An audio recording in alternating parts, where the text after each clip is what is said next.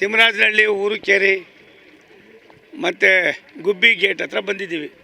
ಸುಮಾರು 24 ಕಿಲೋಮೀಟ್ರು ಈಗಾಗಲೇ ಒಂದು ಹಂತಕ್ಕೆ ಬಂದಿದೆ. ಅದರೊಳಗೆ 13 ಕಿಲೋಮೀಟ್ರು ಇದು ದಾವಣಗೆರೆಗೆ ಹೋಗ್ತಕ್ಕಂಥದ್ದು. ಇನ್ನು 12 ಕಿಲೋಮೀಟ್ರು 11 ಕಿಲೋಮೀಟ್ರು ನಾವು ಇದಕ್ಕೆ ಪಾವಗಡ ಹೋಗ್ತಕ್ಕಂಥದ್ದು. ಇದನ್ನು ಡಿಸೆಂಬರ್ 25ಕ್ಕೆ ನಮ್ಮ ರಾಷ್ಟ್ರದ ಮಾಜಿ ಪ್ರಧಾನಿಗಳು ದೇಶಕ್ಕೆ ಒಂದು ದೊಡ್ಡ ಸಂದೇಶವನ್ನು ಕೊಟ್ಟು ಅಭಿವೃದ್ಧಿ ಅಂದರೆ ಏನು ಅಂತ ತೋರಿಸ್ಕೊಟ್ಟಂಥ ಅಟಲ್ ಬಿಹಾರಿ ವಾಜಪೇಯಿ ಅವರ ಜನ್ಮದಿನವನ್ನು ನಾವು ಉದ್ಘಾಟನೆ ಮಾಡಬೇಕು ಅನ್ನುವ ಚಿಂತನೆಯಲ್ಲಿ ಇದ್ದೀವಿ. ಅಧಿಕಾರಿಗಳ ಜೊತೆಯಲ್ಲೂ ಕೂಡ ಸಾಕಷ್ಟು ಮಾತಾಡಿದ್ದೀನಿ. ಒಂದು ದಿನ ಬಿಟ್ಟು ದಿನ ಅಧಿಕಾರಿಗಳ ಜೊತೆಯಲ್ಲಿ ಇದನ್ನು ಮೇಲ್ವಿಚಾರಣೆ ಮಾಡಿದ್ರೆ ಕೆಲಸ ಆಗ್ತದೆ ಅನ್ನೋದಕ್ಕೆ ನನಗೂ ಒಂದು ಸ್ವಲ್ಪ ಸಮಾಧಾನ ಆಗಿದೆ. ಇದನ್ನು ಮುಂದುವರಿಸೋ ಕೆಲಸ ಮಾಡ್ತೀವಿ. 2027 ಡೆಡ್ಲೈನ್ ಆಗಿರ್ತದೆ. 2028 ವಿಧಾನಸಭಾ ಚುನಾವಣೆಗಳಿವೆ. ನನಗನ್ನಿಸೋದು ಈ 400 ಕಿಲೋಮೀಟ್ರ್ ದೂರವನ್ನು ಕೂಡ ರೈಲ್ವೆ ಲೈನನ್ನು ಲೋಕಾರ್ಪಣೆ ಮಾಡ್ತಕ್ಕಂಥದ್ದಕ್ಕೆ ರಾಷ್ಟ್ರದ ಪ್ರಧಾನಮಂತ್ರಿಗಳು ನಮ್ಮ ಮಂತ್ರಿಗಳಾದ ಅಶ್ವಿನಿ ವೈಷ್ಣವ್ ಅವರು ಸಂಕಲ್ಪ ಮಾಡಿದ್ದಾರೆ, ತೀರ್ಮಾನ ಮಾಡಿದ್ದಾರೆ. ಆ ಕೆಲಸವನ್ನು ತ್ವರಿತಗತಿಯಲ್ಲಿ ಮಾಡೋದಕ್ಕೆ ಅಧಿಕಾರಿಗಳ ಜೊತೆಯಲ್ಲಿ ಪದೇ ಪದೇ ಮೀಟಿಂಗ್ ಮಾಡ್ತಾಯಿರ್ತೀವಿ, ಚರ್ಚೆ ಮಾಡ್ತಾಯಿರ್ತೀವಿ, ದೂರವಾಣಿ ಸಂಪರ್ಕದಲ್ಲಿ ಇರ್ತೀವಿ. ದಿನನಿತ್ಯದ ವ್ಯವಸ್ಥೆಯನ್ನು ಕೂಡ ಮಾಡ್ತಾಯಿದ್ದೀವಿ. ಜಿಲ್ಲಾ ಆಡಳಿತನೂ ಕೂಡ ನಮಗೆ ಸಹಕಾರವನ್ನು ಕೊಡ್ತಾಯಿದ್ದಾರೆ. ನಮ್ಮ ಇಬ್ಬರು ಶಾಸಕರು ಕೂಡ ಅದನ್ನು ನೋಡ್ತಾ ಇರ್ತಾರೆ. ಇದೊಂದು ಅತ್ಯುತ್ತಮವಾದ ಕೆಲಸ.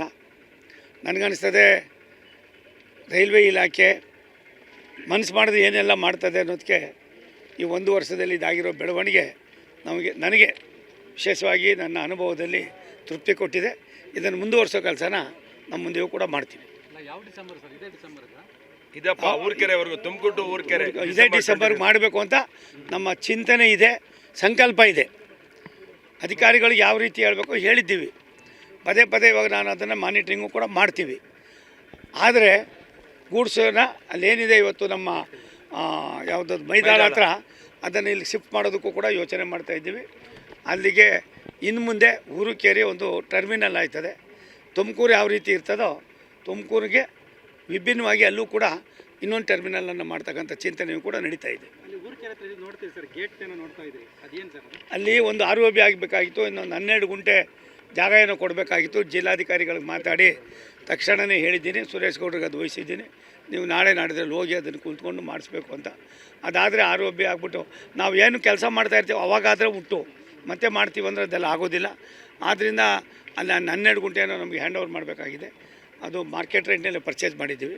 ಅದನ್ನು ಮಾಡಿಸೋದಕ್ಕೂ ಕೂಡ ತೋರಿಸಿದ್ದೀವಿ.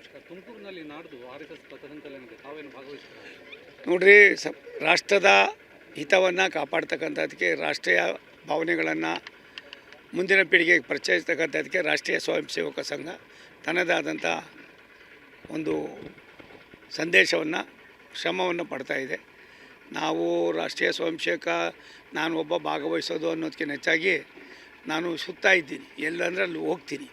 ಹಾಗಾಗಿ ಒಂದು ಪಥಸಂಚಲನ ಈ ರಾಷ್ಟ್ರದ ಏಕತೆ ಮತ್ತು ಸಮಗ್ರತೆಗೆ, ಮುಂದಿನ ಪೀಳಿಗೆಗೆ ಈ ದೇಶ ನಮ್ಮದು ಹಿಂದೂ ರಾಷ್ಟ್ರವನ್ನು ಶಾಶ್ವತವಾಗಿ ಮುಂದಿನ ಪೀಳಿಗೆಗೂ ಕೂಡ ನಡ್ಸ್ಕೊಂಡು ಹೋಗ್ತಕ್ಕಂಥದ್ದಕ್ಕೆ ಅದೊಂದು ದೊಡ್ಡ ನಮಗೆ ಅಸ್ತ್ರವಾಗಿದೆ, ಒಂದು ಸಂದೇಶ ಆಗಿದೆ, ಒಂದು ಸಂಸ್ಥೆ ಆಗಿದೆ.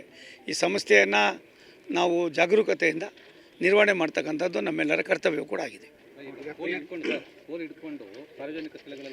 ಅಯ್ಯಪ್ಪ ಬಿಡಪ್ಪ, ಇವೆಲ್ಲ ಬಾಯಿಗೆ ಬಂದಂಗೆ ಮಾತಾಡೋ ಜನಕ್ಕೆ ಯಾಕ್ರಿ ತಲೆ ಕೆಡಿಸ್ಕೊತೀರಾ? ಅವ್ರದ್ದು ಡ್ರಾಮಾ ಏನಿದ್ರು ಜನರನ್ನು ಬೇರೆ ಬೇರೆ ಕಡೆಗೆ ಗಮನ ಸೆಳೆಯೋಸೋದಕ್ಕೆ ಅವ್ರದ್ದು ಬೇರೆ ಏನೂ ಇಲ್ಲ. ಇವತ್ತಿಂದ ಇದೆಯಾ ಇದು? ಎಷ್ಟು ವರ್ಷ ಇದೆ? 100 ವರ್ಷದಿಂದ ಇದೆ.